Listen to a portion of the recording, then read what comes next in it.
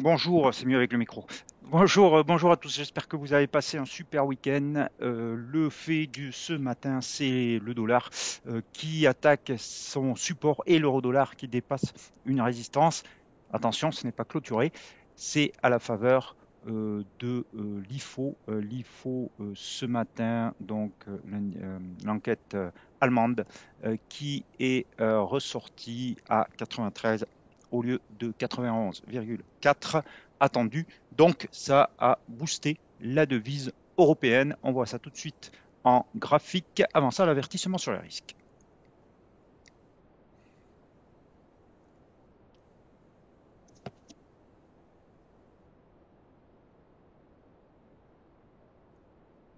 Voilà, donc l'indice dollar, vous voyez ce support à 102,24 qui est attaqué. Bien sûr, il va falloir attendre la clôture ce soir parce que ce chandelier qui est pour l'instant baissier, avec une petite mèche basse quand même au contact de cette résistance, donc qui montre qu'il y a des acheteurs, ce chandelier pourrait très bien prendre une toute autre forme ce soir. Alors, si on regarde l'euro dollar, il y avait une résistance à 1,0640 et on l'a dépassé ce matin, donc ça correspond à ce précédent sommet, à ce passage de la moyenne mobile à 34 périodes. Euh, donc ce matin, on l'a bien dépassé. Toutefois, on est en train de revenir un petit peu dessus. Donc il faut absolument que cette résistance devienne support et que ça tienne au-dessus pour espérer envisager un rebond de plus grande ampleur vers 1,0934. Euh, Au passage, on notera que la divergence haussière ici a fantastiquement euh, fonctionné et donc c'était une belle alerte pour montrer un rebond, pour nous indiquer qu'un rebond de l'euro-dollar était en cours, un rebond plus un peu solide. Il pourrait être très solide si on arrivait à clôturer, comme je vous l'ai dit. Alors, stratégiquement, qu'est-ce qu'on peut faire? On est toujours dans une tendance baissière quand même, malgré tout. Mais si, alors si vous êtes un investisseur ou si vous êtes un swing trader, vous attendez la clôture de ce soir et vous regardez si on est au-dessus de 1,0640 ou pas. C'est assez simple. Si vous êtes un dealer, un trader, plutôt intraday ou plutôt à très court terme, vous passez sur les horizons de temps inférieurs. Et là, qu'est-ce qu'on voit? On voit que ce 1,0640 qui pourrait être la frontière entre la hausse et la baisse euh, peut servir de stop loss si vous êtes long ou si vous voulez rentrer long. Si vous n'êtes pas long, vous attendez une bougie verte au-dessus de 1,0640 et vous mettez votre stop, soit par exemple sur sous cette bougie, ce chandelier haussier qui est celui qui a cassé la résistance. Par exemple, donc, si vous mettez sous ce Maribouzou, vous le mettez sous 1,06 figure, donc 1,0598 par exemple.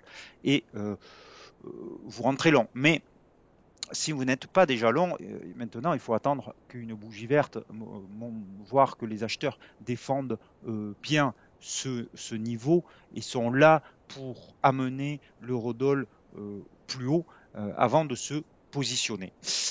Voilà, pour l'horloge, un peu plus long que d'habitude, mais c'est un fait majeur quand même pour les prochaines heures, pour les prochains jours, qui s'est peut-être produit ce matin, à savoir le franchissement de cette première résistance. Pour moi, ça n'invalide pas encore complètement quand même la dynamique baissière, mais ça la met entre parenthèses si on arrive à se maintenir au-dessus, parce que vous voyez qu'entre 1,0640 et 1,0933, il y a quand même 300 pips. Donc, si on va sur 1,0933, c'est quand même une belle progression. Alors, on va aller voir le câble, puisque c'est un petit peu... Hop, hop, hop, hop, hop, le câble que j'ai mis ici, voilà. Alors, le câble, lui, il n'a pas dépassé sa résistance. Euh, sur 1,2638. C'est pour ça qu'il faut être quand même prudent sur l'euro-dollar parce que c'est visiblement un mouvement sur l'euro. Qui n'est pas tellement suivi, même si, comme on l'a vu, le dollar attaque son support. Donc sur le câble, on a pour l'instant un cours qui progresse bien sûr, mais qui est sous cette résistance à 1,2638. Donc c'est vraiment ce niveau qu'il va falloir regarder. Si vous voulez jouer la baisse du dollar, il vaut mieux le faire contre euro ou contre dollar australien, qui lui a bien progressé ce matin, a bien cassé sa résistance dont je vous parlais depuis plusieurs jours à 0,7047, puisqu'il est 80 pips au-dessus. Il a encore petite, ce petit obstacle représenté par la 34, la moyenne mobile à 34 périodes à s'affranchir avant d'aller tester ce gros niveau qui sera 0,7260 et qui correspond à un retracement Fibonacci à un précédent sommet et au passage de la moyenne mobile à 200 périodes. Donc là, ça sera vraiment le gros niveau pour le dollar australien à franchir. Mais pour l'instant, on a un biais maintenant plutôt haussier à court terme. Même si la tendance précédente était de moyen terme, on est plutôt haussier sur le dollar australien. Le kiwi, alors le dollar australien et le kiwi ils profitent des mesures de levée des restrictions à Shanghai qui semblent se préciser. Le kiwi de la même façon, mais il est un peu plus faible quand même pour moi, même si on a quand même une très belle bougie pour l'instant quotidienne qui pourrait lui aussi, vous voyez, il est un peu plus loin de de sa moyenne mobile à 30 périodes et elle va servir aussi d'obstacle. Mais si on trace les retracements Fibonacci, le niveau c'est ici sur 0,6625 qui sera à mon avis la grosse résistance si jamais on y va. Le dollar yen, puisque je suis sur les devises majeures, alors lui, il n'a pas cassé son support, bizarrement, ce qui montre bien la force du dollar yen et la faiblesse du yen contre dollar. On est au-dessus de 126,95, qui est vraiment le support à regarder. Je vous avais dit, et je maintiens la semaine dernière, que tant qu'on est au-dessus de support, si vous voyez apparaître une belle bougie verte, ça relancera la hausse. Pour l'instant, on est toujours dans cette phase de consolidation, mais le fait qu'on n'arrive pas à aller en dessous, ça démontre, ça renforce la tendance de fond qui est haussière.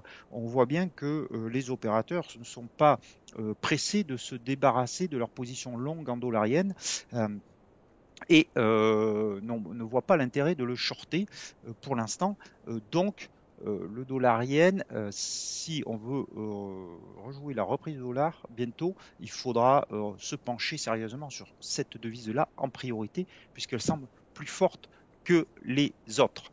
Tant qu'on est sur le yen, on va aller voir l'euro yen ce matin. L'euro yen est toujours dans son canal, il se rapproche de la borne haute. Donc, je réitère ce que j'ai dit la semaine dernière. La sortie de ce canal par le haut validerait une formation en drapeau et donnerait un objectif beaucoup plus haut. On n'en est pas là. Tant que ce n'est pas franchi, ce n'est pas validé. Le même configuration sur là aussi l'OCN.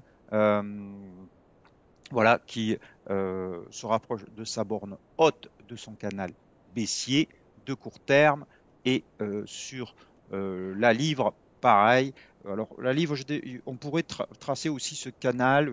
Bon, pour moi, il est très penché, donc je préfère plutôt retenir ce dernier sommet à 161,86, mais pour le coup, c'est complètement personnel et subjectif de ma part. Vous pourriez très bien avoir le même raisonnement que sur l'OCN et le dollar yen et l'euro yen, pardon, avec, vous voyez, en traçant un canal de cette façon qui serait aussi valable, mais pour le coup, il est très penché ce canal. Ceci étant, si vous avez une première sortie, ça sera une alerte, et si vous avez une clôture au-dessus de ce présent sommet, alors là, ça sera validé pour moi la reprise de la hausse précédente, surtout qu'on n'a pas invalidé cette hausse, puisque si vous prenez les retracements Fibonacci, on a ce niveau de 61,8 qui En fait, on l'a quand même enfoncé. Donc c'est pour ça que, quitte à jouer la faiblesse du yen, c'est pas contre la livre euh, que je le ferai plutôt contre le dollar australien ou contre l'euro, parce que d'abord les 61,8 ont été enfoncés, je pensais pas, mais c'est le cas. Euh, Ce canal est quand même très très très penché. Voilà. Mais là encore, ça n'empêche que euh, si on sort, ça sera un signal haussier. On va finir avec les paires en Suisse, l'euro suisse. Alors, l'euro suisse, il est dans une phase de consolidation, puisque la tendance de moyen terme, elle est baissière, il n'y a pas de souci là-dessus. Simplement, on a quand même des creux ascendants qui maintenant peuvent être reliés par une oblique, donc il y a une oblique haussière de soutien, mais on a quand même rejeté fortement cette moyenne mobile à 200 périodes. Donc, tant qu'on est entre cette moyenne mobile à 200 périodes et cette oblique haussière, je préfère rester neutre. Et enfin, le dollar suisse qui continue sa correction. Euh, il y avait un support ici sur 0,99, 97,10, pardon. On est en train de l'enfoncer, donc on pourrait aller plus bas vers cette zone entre 0,9450 et 0,95. Euh, la correction est assez violente, mais la hausse était tout aussi vertigineuse. Donc, euh, là encore, tendance de moyen terme haussière non invalidée, mais à court terme, on a on a une contre-tendance qui est plutôt baissière sur le dollar suisse. Voilà. Donc ce tour d'horizon du Forex aujourd'hui. Donc l'effet majeur, l'euro-dollar qui casse sa résistance a confirmé en clôture ce soir. Mais pour l'instant, le dollar aussi euh, prend, enfin, en train de casser son support. Donc, peut-être un début de renversement sur les tendances qu'on a eues jusqu'à présent sur les devises. Attention, il n'y a pas, les Américains ne sont pas encore entrés en jeu. Donc, ça peut beaucoup changer d'ici ce soir. Je vous souhaite un bel après-midi, de bons trades et je vous dis à demain. Ciao, ciao.